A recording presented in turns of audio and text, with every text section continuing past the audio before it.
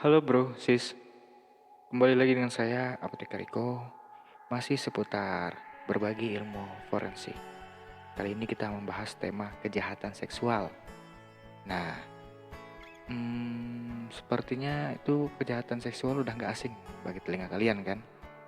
Oke, jadi di sini untuk kejahatan seksual merupakan permasalahan kesehatan masyarakat yang cukup besar loh. Maka itu, pemeriksaan forensik mempunyai peran yang cukup penting dalam mengumpulkan bukti pada kasus tersebut. Nah, penasaran kan? Oke, kita langsung aja. Jadi, untuk definisi dari kejahatan seksual berdasarkan atau dari WHO, yaitu semua tindakan seksual, percobaan, tindakan seksual, komentar yang tidak diinginkan, perdagangan seks dengan menggunakan paksaan, ancaman, paksaan fisik oleh siapa saja tanpa memandang hubungan dengan korban dalam situasi apa saja. Tapi tidak terbatas pada rumah dan pekerjaan. Nah, itu definisi berdasarkan WHO ya. Terus, bentuk dari kejahatan seksual ini meliputi satu, pemerkosaan atau rape. Yang kedua, penyiksaan secara seksual atau sexual torture. 3. Perbudakan seksual atau sexual slavery. 4. Pelecehan seksual atau sexual harassment. 5. Perdagangan manusia untuk prostitusi atau trafficking for purpose of forced prostitution. Paparan terhadap pornografi secara paksa atau forced exposure to pornography. Pemaksaan kehamilan, jadi hamil secara paksa nih. Atau forced pregnancy. Pemaksaan sterilisasi atau forced sterilization. Pemaksaan aborsi atau forced abortion. Pemaksaan pernikahan atau forced marriage, dan mutilasi alat kelamin baik perempuan atau tes keperawanan yang dipaksa. Itu dari bentuk kejahatan seksual. Terus di dalam teknik pemeriksaan itu ada 6 tahap. Tahap pertama yaitu dilakukan pemeriksaan genital bagian luar dan anus.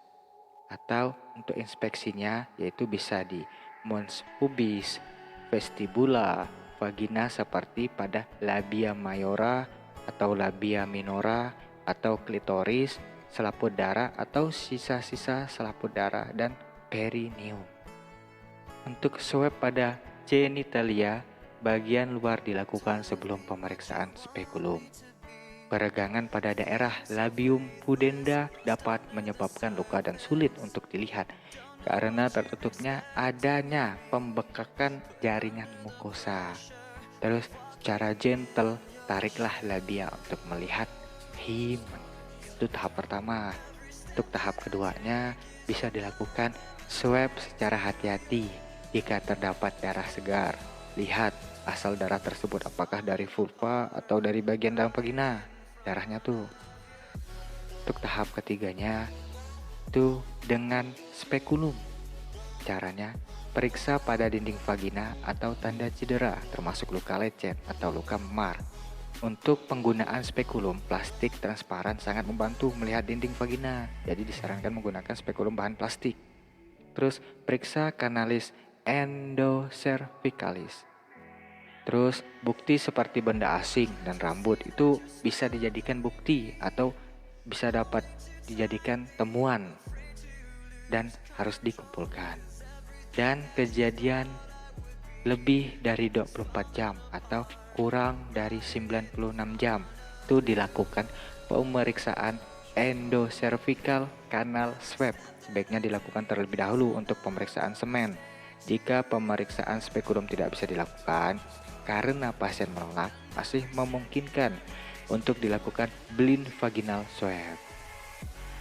Untuk tahap keempat yaitu dilakukan pemeriksaan anal. Dapat dilakukan dengan pasien dalam posisi litotomi. Namun Lebih mudah untuk melakukan pemeriksaan ini pada pasien dengan posisi miring ke kiri. Nah, itu posisinya tuh.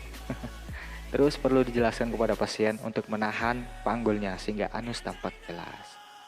Tahap kelima yaitu jika terdapat kecurigaan benda asing yang masuk ke lubang anus, bisa dilakukan, mohon maaf nih, colok dubur dan dilakukan sebelum pemeriksaan anoskopi. Terus tahap keenam, proktoskopi hanya perlu dilakukan untuk kasus pendarahan anus atau nyeri anus berat setelah kekerasan atau jika dicurigai terdapat benda asing dalam rektum. Nah, itu teknik pemeriksaannya ada 6. Terus ini ada tabel tentang pembuktian persetubuhan yang mana terdapat selaput darah, sperma, dan kesan. Jika selaput darahnya utuh dan lubang sebesar ujung jari, spermanya dalam pintu liang vagina. Nah, kesannya itu tanda-tanda ejakulasi di pintu tapi tidak terdapat masuknya alat kelamin pria. Tidak dapat dikatakan telah terjadi persetubuhan. Terus, jika selaput darah utuh dan lubang sebesar ujung jari di bagian spermanya tidak ada, itu masih juga bisa dikatakan tidak terdapat tanda-tanda persetubuhan. Jika selaput darah utuh, lubang sebesar 2 jari, tetapi sperma nggak ada, hanya terdapat di dalam liang vagina. Nah, itu bisa dikatakan terdapat tanda-tanda persetubuhan yang baru. Jika selaput darah itu terjadi robekan segar atau baru, sedangkan di dalam liang senggama itu terdapat sperma, itu terdapat tanda-tanda persetubuhan yang baru. Robekannya disebabkan oleh masuknya kelamin pria dalam ereksi atau benda tumpul yang menyerupai.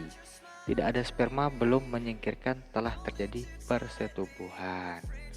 Terus, jika selaput darah dengan satu atau beberapa robekan lama dan dapat dilalui dengan 2 jari dan terdapat dalam liang vagina tetapi spermanya tidak ada, itu persetubuhan pernah terjadi pada waktu yang lampau dan terdapat tanda-tanda persetubuhan yang baru. Ini untuk tabel pembuktian persetubuhan. Oke, saya rasa itu secara singkatnya seperti ini. Jadi semoga ilmunya bermanfaat buat kalian. Jangan lupa jika suka like dan share. Thank you.